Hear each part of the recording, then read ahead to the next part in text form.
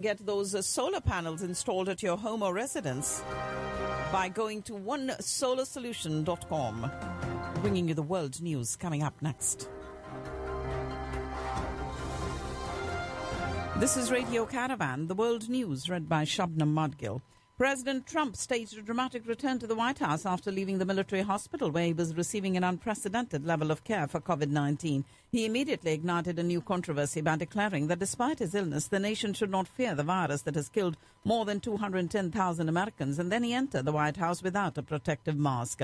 His message alarmed infectious disease experts and suggested the president's own illness had not caused him to rethink his often cavalier attitude towards the disease, which has also infected the First Lady and several White House aides, including new cases revealed yesterday. President Trump faced that fresh backlash for removing his mask when he returned to the White House and urging Americans not to fear COVID-19 that has killed over 210,000 people in the country and put him in a hospital also.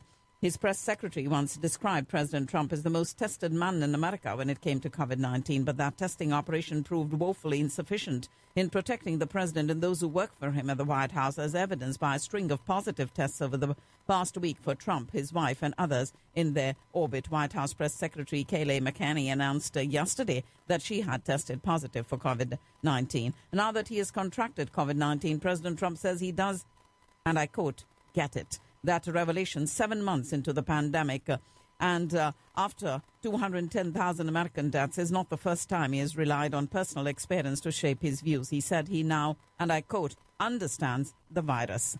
Even as President Trump returned to the White House and proclaimed he may now be immune to COVID-19 after several days in the hospital, Dr. Anthony Fauci has cautioned that patients with the virus should be prepared for the possibility of a reversal in their condition.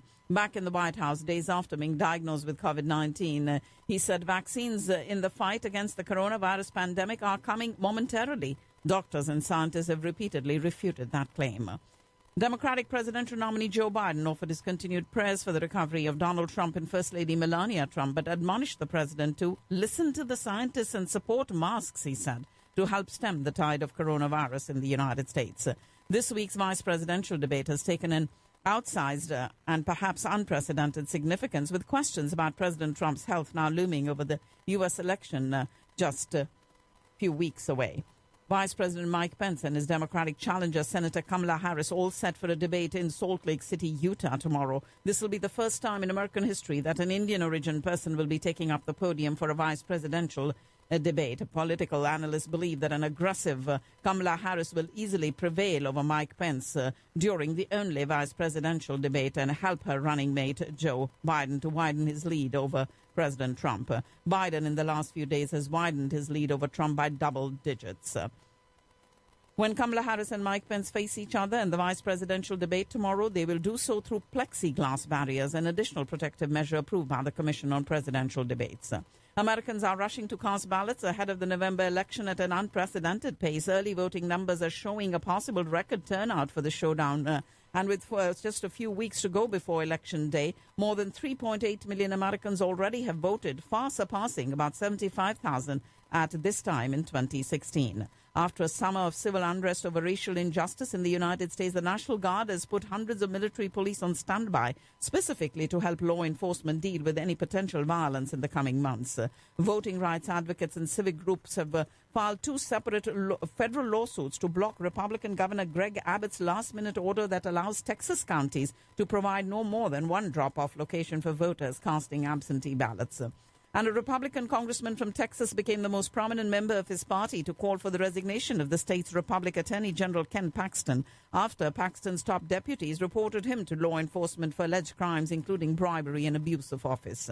With months still to go in California's fire season, the state has already shattered records for the amount of land scorched in a single year, more than 4 million acres to date, with one blaze alone surpassing the 1 million acre mark. 5 of the 10 largest wildfires in state history have occurred since August. And Hurricane Delta's winds have steadily increased this morning in the Caribbean. The Category 2 storm had winds of 100 miles per hour today. The UN envoy for Haiti warning that Latin America's poorest country has been increasing violence in recent months, with gangs challenging the authority of the state and political divisions blocking movement towards legislative elections. And a U.S. court has ordered the government of Iran to pay more than $1.4 billion in punitive and compensatory damages to a family of a former FBI agent who disappeared during a visit to an Iranian island in 2007. The new Emir of Kuwait, who ascended the throne following the death of his half-brother last week, has asked the cabinet to continue performing its duties despite the Prime Minister's offer to resign.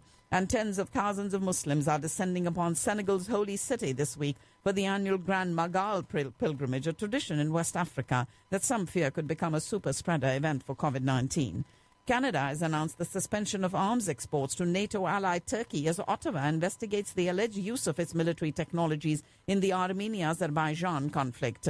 A major supplier of arms there, Israel, has come under diplomatic fire from Armenia over the struggle between the Caucasus neighbors in the disputed area. And Israel may become the first country worldwide to ban trade in fur from wild animals following an announcement by the country's environmental protection minister. The foreign ministers of the United Arab Emirates and Israel are meeting in Berlin today for talks that Germany hopes will strengthen nascent ties between the two nations and bolster broader Middle East peace efforts. Germany's new coronavirus cases increased at the highest pace since mid-April, the latest sign of Europe's struggle to keep the pandemic under control. And 4 people have died and up to 18 more are missing in floods and heavy rain in southeastern France. You're listening to the World News on Radio Caravan. And 3 scientists won this year's Nobel Prize in Physics today for advancing our understanding of black holes. The Royal Swedish Academy of Sciences said the Briton Roger Penrose will receive half of this year's prize for the discovery that black hole formation is a robust prediction of the general theory of relativity. In German, Reinhard Genzel and American Andrea Ghez will receive the second half of the prize for the discovery of a supermassive compact object at the center of our galaxy.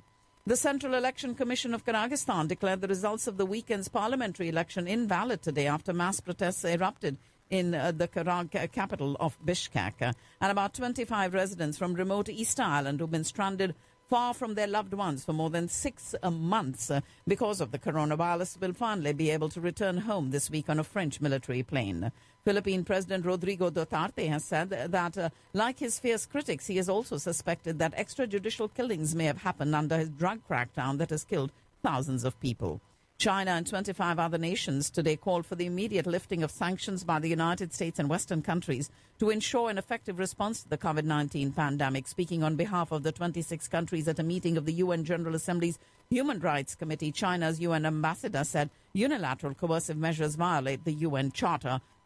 And it is Indian and Chinese military commanders that are set to meet in Ladakh on the 12th of this month for their 7th round of talks to reduce friction in the sector. But the People's Liberation Army is showing no signs of disengagement, deploying solar and gas-heated troop containers and pitching snow tents on the ridgelines to defend its position on the line of actual control. As China further intensifies its energy cooperation with Myanmar, India is working to ramp up its own presence in the same sector in the strategically located neighbor with a booming energy industry. India has extended a standing ovation to Myanmar's army commander-in-chief to travel to Darjeeling on his next visit to India.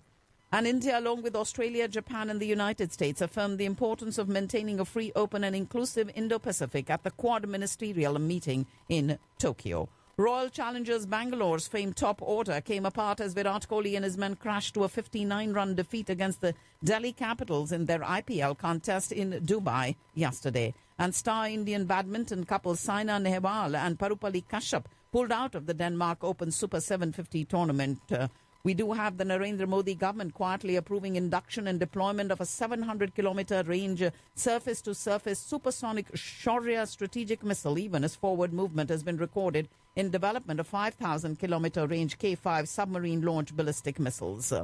India is still registering the highest number of daily cases globally, but the recovery rate at more than 84%, with a spike of over 61,000 new cases and 884 deaths in the last 24 hours reported. Kerala has the highest number of active COVID-19 cases per million population in the country right now, and the total number of cases in the Mumbai metropolitan region have crossed 5 lakhs. Maharashtra Home Minister Anil Deshmukh announced an investigation into the conspiracy to defame Mumbai and Maharashtra police over actor Sushant Singh Rajput's death, while blaming the opposition BJP for it, and has asked the BJP and former Chief Minister Devendra Fadnavis to apologize for defaming them.